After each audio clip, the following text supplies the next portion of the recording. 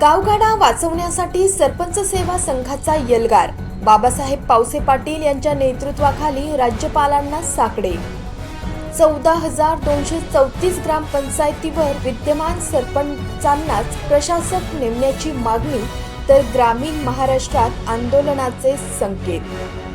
नमस्कार, मी Jayashree Sonawane. Blue Storm TV News मध्ये आपलं सर्वांचं स्वागत आहे आणि ही बातमी आहे महाराष्ट्र प्रतिनिधी नवनाथ सोनवणे यांच्याकडून. मुंबई राज्यातील ग्रामीण लोकशाहीचा कणा असलेल्या सुमारे 14,234 ग्रामपंचायतीची 5 वर्षाची घटनात्मक मुदत फेब्रुवारी 2026 मध्ये समाप्त होत आहे. या पार्श्वभूमीवर गावच्या विकासाचा रथ रोखला जाऊ नये आणि लोकशाही मूल्याचे रक्षण व्हावे यासाठी सरपंच सेवा संघ महाराष्ट्र राज्य आक्रमक झाला आहे.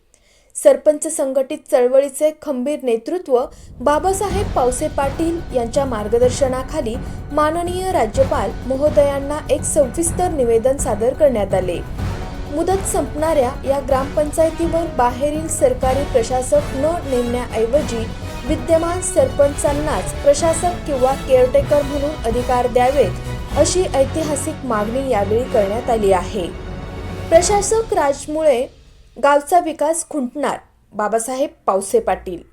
या प्रसंगी बोलताना सरपंच चळवळीचे प्रणेते बाबासाहेब पावसे पाटील म्हणाले की राज्यात एकाच वेळी 14,234 ग्रामपंचायतीची मुदत संपणे ही मोठी प्रशासकीय घटना आहे. जर या सर्व ठिकाणी सरकारी अधिकारी प्रशासक म्हणून नेमले तर एका अधिकाऱ्याकडे 10 ते 15 गावांचा भार येईल.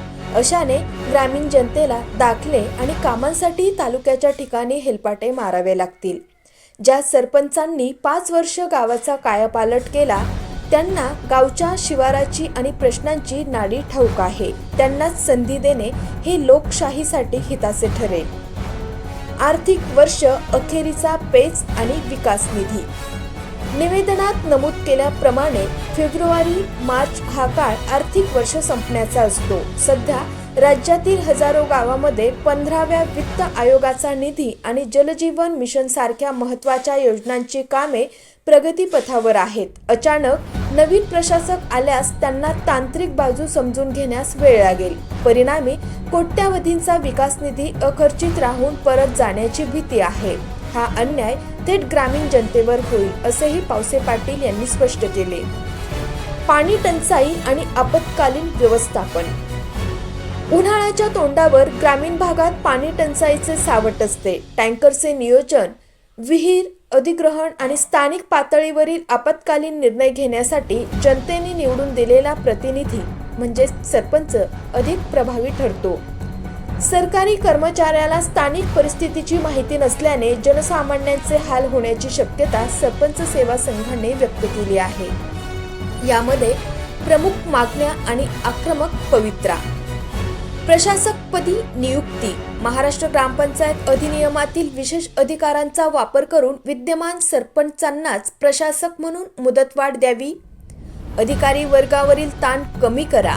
महसूल आणि ग्रामविकास यंत्रणेवर अतिरिक्त भार न टाकता लोकनियुक्त प्रतिनिधींवर विश्वास ठेवावा. आंदोलनाचा इशारा.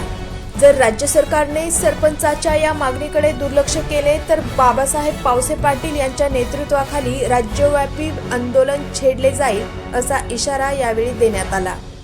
या निवेदनावर सरपंच सेवा संघाचे विविध पदाधिकारी आणि राज्यातील सरपंच प्रतिनिधींच्या स्वाक्षऱ्या आहेत.